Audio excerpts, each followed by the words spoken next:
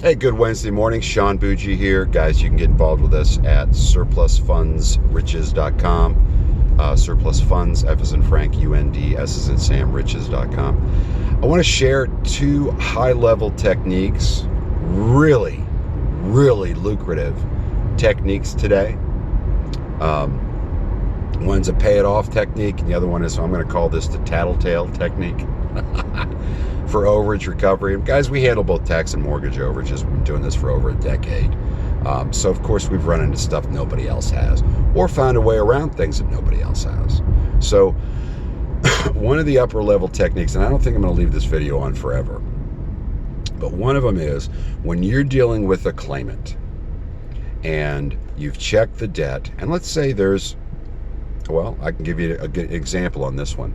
Let's say there's $60,000 in overage, okay? But let's say in this instance, it could have been a mortgage or tax sale, but there's a debt against the property for about 30 grand. Could be an equity line, could be a second mortgage because it was a mortgage foreclosure and there was a second mortgage there. Could be an equity line that was taken out and they had a tax sale, but there was still an equity line in it. In this case, it was a mortgage foreclosure that left about 60 grand. Okay. Now, out of that 60, we knew that SunTrust was owed about 30. So we were telling the owner, look, well, the claimant, rather, the ex-owner, we were telling him, look, we're going to go after 30 grand for you approximately. Here's what we can do. We can pay you 3 grand up front plus another, let's say, I don't know, $12,000, $15,000 when it's successful to get it out. We'll handle the attorney costs, I took it a step further. Let me ask you something, Mr. Johnson. The reason for that, the reason we can't go over the full 60 that's being held is SunTrust. Oh, Lord, sorry. Running into some traffic here this morning. SunTrust is owed about 30. You knew about that, right? Oh, yeah, it's an equity line we took out. We had some windows put in and some carpet and paint and blah, blah, blah, blah, blah. Okay. And he goes, oh, by the way, you know what? It's interesting you said that, Sean, because they sent me something in the mail right after the foreclosure saying they would take off that debt. They would settle for $8,000 and take it off of our credit. I mean, yeah. Call it good, write it off, and we're done. 8 grand. So really, do you have that piece of paper? Yeah. Can you send that to me? Yeah. I read it. Sure enough, this is $8,000. We will consider this payment in full. We'll record it at the court that it's paid in full. Blah, blah, blah, blah, blah, blah. We'll get rid of your judgment if you give us 8 grand in the next 3-4 weeks. And guys, sometimes they'll throw stuff out like that. They're fishing. They figure they're not going to make any money, but they'll give it a shot, right? I'm not even going to argue with SunTrust. $8,000 for 30 is a deal in my book all day long. So what did I do? Called SunTrust, said I want to make this payment on behalf of the owner, the ex-owner of this property. This is the payoff I've got. It was like 81.23 or something, whatever, 8 grand, whatever. I said, I want to go ahead and pay that. How do I do that? And are you guys going to send me a receipt and confirmation that you received it? How do we handle this? Now, most times, guys, I would have had an attorney handle that. But I figured I was taking a shot in the dark here, and I was going to have, of course, a digital record of the transfer of funds anyway. I'm going to wire this in. It cost me $30, but I'm going to have a wire I can show that I've paid, and I've got the piece of paper for them saying that this is payment in full. Okay? So I'm going to take a shot at it. So I did. Paid them off. But before I did that, I talked to the claimant. I said, listen, I can pay this thing off and get this thing completely taken off the record here. But that's $8,000 I wasn't planning on spending up front before going into the surplus here, right? So let me ask you something, Mr. Johnson. We're going after 30 grand for you, and that's what I typically do. But this is another 30 grand. If I pay off this 8, I'll be able to collect the rest, and that'll help me defray costs and that stuff a little bit better.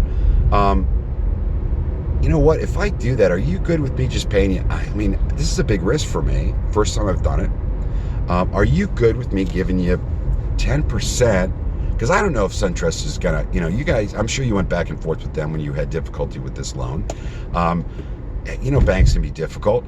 Are you cool with me paying you 10% of whatever the difference is? In other words, if I collect an additional 30 grand, but it costs me 8, that'll leave me 22,000. Are you cool with me giving you another 2,200 bucks if I can make this work? Because I'm going to have to come out of pocket, and I wasn't planning on doing this. Yeah, okay. Paid it off. Made the deal also with the claimant, of course, with their deal. Of course, our structured buyout. And again, SurplusFundsRiches.com is how you get involved with us. We teach you how to do all that with our National Surplus Funds program. But anyway, he said, sure. So I paid the thing off, gave everything to my attorney, showed him what was done, copy of the wire, information, all that. We collected all 60 grand. Okay. It only cost me $10,200, $2,200 to the owner, $8,000 to SunTrust to make an additional 30 grand. Huge deal. Always, always, always. If you're going after an overage where there's debt against it that is a priority claim, but that's still going to leave money for the owner, ask about that other debt. They may have received a payoff offer from that creditor, especially if it's been a couple of months, 3-6 months since the foreclosure or the tax sale happened. That creditor might have reached out and said, God, will you take this? Because they don't know about the surplus. Now, in that instance, SunTrust actually finally figured out about the surplus and complained and said, we could have gotten 30. And the court said, you offered this. You offered. Now, we had an attorney representing us. That's why the court stuck by their guns. But they said, hey, you guys are the ones that said you'd take 8. The owner didn't even offer you this. The claimant didn't offer you. Nobody offered you this. You made this. They hit your offer. You're fine. You were notified. It's never okay, guys. They can never say, oh, we didn't get notified. That is not an excuse. If the notification went out to the correct address, that is on them. So we made an additional 30 grand. We brought in an additional 30 grand. It cost us $10,200 to make 30, so we made an additional $19,800. Boom. Okay. Let me tell you something too, because a lot of you guys are probably asking this in your head. So let me answer it. We pay on gross amount of retrieval to our researchers. So we paid that researcher's amount also on the additional 30 grand we were able to collect on the SunTrust deal. So yeah, we paid you on gross. The amount we got 60 grand out instead of 30. We didn't pay 2,400. We paid 4,800 bucks on that. You're welcome. Now the other technique I want to talk about is what I'm calling the tattletale technique. This was a deal where the owner wouldn't work with us. It was like, it was a huge 80, 100,000. Let's say it's 100 just for my math here. 100,000 bucks, but there was a $60,000 judgment against it from a credit union. Owner wouldn't work with us. I did not want to throw this thing away. Okay, there was 40 grand due to the claimant, 60 grand due to this creditor. I didn't want to throw it away. So, and the claimant wouldn't deal with us. The creditor was a credit union. Guys, a lot of times credit unions will work with you where the traditional larger banks will not. Sorry, I'm trying to get into light here for you. Anyway, in this instance, let's see if I can. All right, in this instance, guys, the creditor had given it to an attorney to collect. I called the attorney. The attorney in court, I'd like to buy the judgment. The attorney said, I don't know, we're not gonna deal with you. We'd need 40 grand. I said, hey, come on, we both know this thing was foreclosed on. He didn't know that. I said the property was foreclosed on for the owner. The guy's got no money. How about I give you 5 grand? We settled in that instance. Are you ready? For right around 9 grand. I bought the I said, I don't want to pay it off. I want to buy the judgment because I'm going to go after this guy. He talked to the bank. They said, fine. Bought the judgment for $9,000. Now I'm the judgment holder. I'm entitled to the money. Now, what did I do at that point? You know what? There's still some money here, guys. There's another 40 grand on the table with the claimant who didn't want to talk to me. Called the claimant and said, look, I bought the judgment against this thing. I'm going to go collect that. I got to go ahead and incur the attorney costs anyway. I typically would not have paid you more than 20 grand on that because my attorney's going to run me 4, my researcher 3, and you know, you'd still make more money than me. I'll give you 25 grand for that 40 when I successfully get it out. Well, I'll give you 4 grand in a week.